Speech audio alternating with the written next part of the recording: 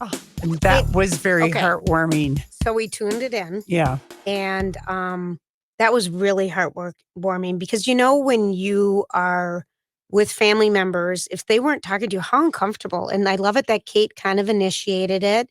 And then she kind of backed off because you could watch them walking together and she kind of held back. She probably was also balancing on the cobblestones in her stilettos and couldn't walk quite as fast as I can't those believe two, the shoes that they wear walking around the streets. But it was really, that was heartwarming. That was an emotional service. Well, after a lifetime of walking 2 steps behind his wife, Prince Philip was laid to rest, and the Queen actually followed him in his Land Rover hearse, which he designed. She did not go first. And James Longman from GMA is reporting. We just got a little audio.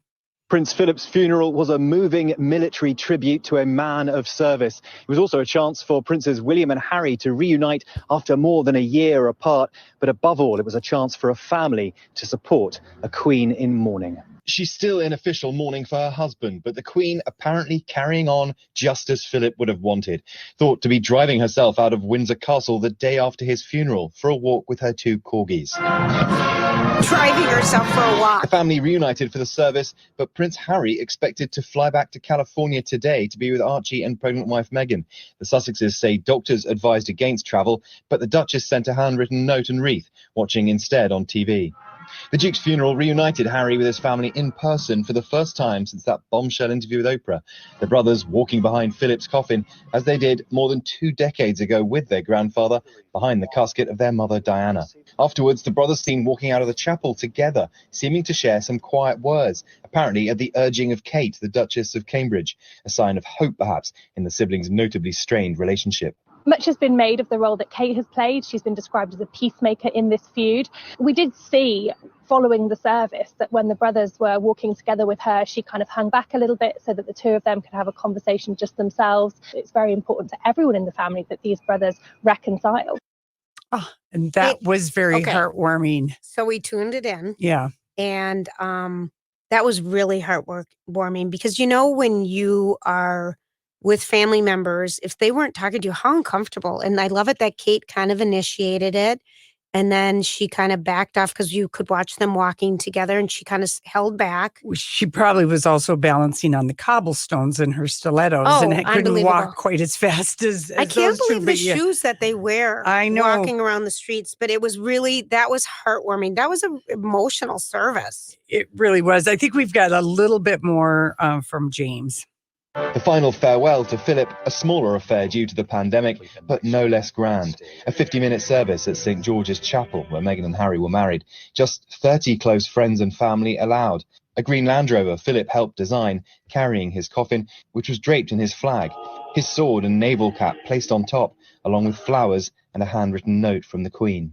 Philip spent a lifetime 2 paces behind her, but for once she followed him, a quick glance back at his casket before heading inside. Elizabeth saying goodbye to her beloved husband and partner of 73 years. Millions of hearts broke watching her sit alone, apart from her family because of social distancing.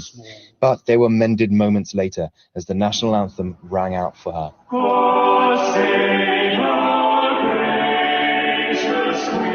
Before Philip was finally laid to rest in the royal vault. And these words from the Queen years ago, quoted over and over this weekend: "Grief is the price we pay for love." But that is a very true statement. You can't have intense grief if you don't have intense love. And the singing was so beautiful, and there were only 4. Yeah, it was only 4 people to make, and it was such a big sound. And it was moving, but it was sad seeing the Queen sit all by herself. With her head just dipped almost all the way down. She apparently left a handwritten note for her Prince Philip. You could see it. Yeah. You could see it. And it was, I talked about it, with my mom, and she just she really loved she's like, when the Navy did the bugle thing, what they usually, I think it's called Last Post, where like the battle cry, they did that, and Philip planned the whole thing. And I thought when they were walking behind the Land Rover hearse, that William, he just looked kind of mad. But Peter Phillips, the oldest grandson, he kind of would step back a little bit. So in some of the shots, you could see The William and brothers Harry next to each other. kind Yeah. of. But they did. I read everything So have obsessively. I. They do it in the order. The middle kid is the oldest. So it was the two oldest kids and the next kids of Yeah. Prince Philip, and then they were in birth order. Got it. So it was when they walked out. Now we've heard that Harry is going to wait until his Maybe. grandmother turns 95 tomorrow, Right. and go back, and lip readers deciphered what was said Between the two brothers when they walked out of the church after the funeral. Yes, here's what William said to Harry. Harry must have said, "Well, that was great," and he said, "Yes, it was great, wasn't it?" And then Harry said, "It was as he wanted it." And then William said, "Absolutely beautiful service, the music." And that's all we have Of the lip reading. Lori, reading. It's so funny because the whole world was zoning in, trying to Which watch. felt kind of macabre because here is this man, I know. but we couldn't help it. That's can't what help it we were there because for. Right, is the reckoning of these two, the making up of these two brothers, realizing love is greater than, our role. Right. But he was also supposed to go on a walk with his dad today. They did hang out together yesterday, the family.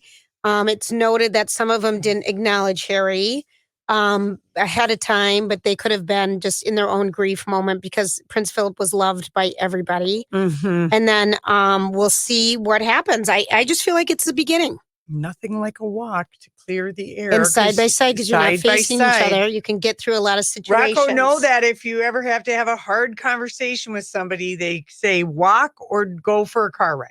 I think walking's better because that way no emotions, because the driver can't be emotional if you're driving. But they do say that. Mm-hmm.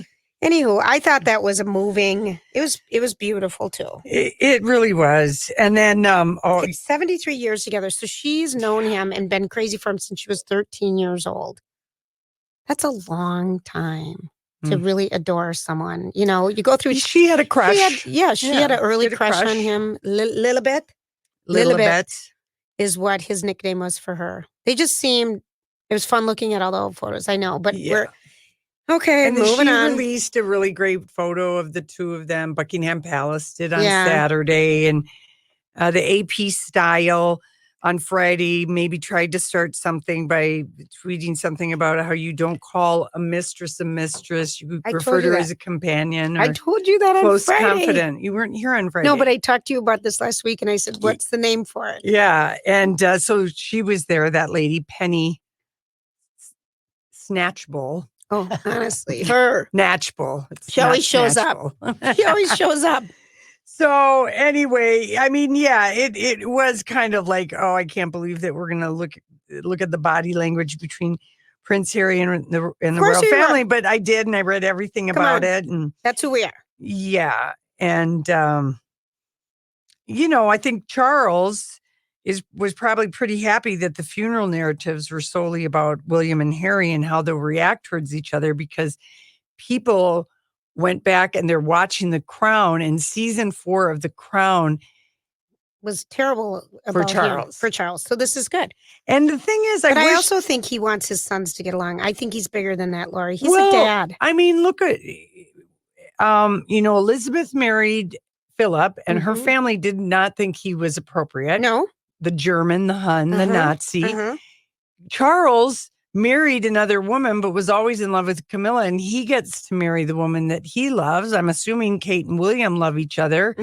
But, William lawyered up with the son and everything about the Rose of Chumley affair that was happening. Why are they so mad that Harry is protecting the woman he loved when there's examples of that have already happened? Well, I think they're moving through it, Lori. All right. I think people are moving through it. I think it was a big, jarring thing to have someone quit the monarchy.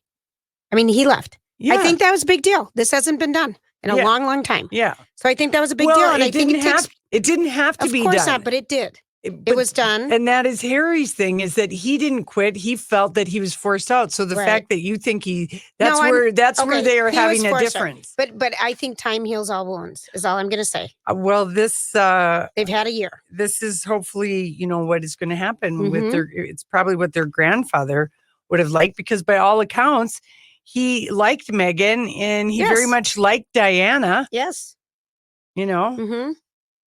And the only person he didn't like was that Fergie, the trash, as he probably called her. But he had a really good name for it. Was that it? Very, very, very trash. He considered her trash. I know. Below. That was it. She's below. Below. And can be, wow. Below what? Below what is right. All right, listen.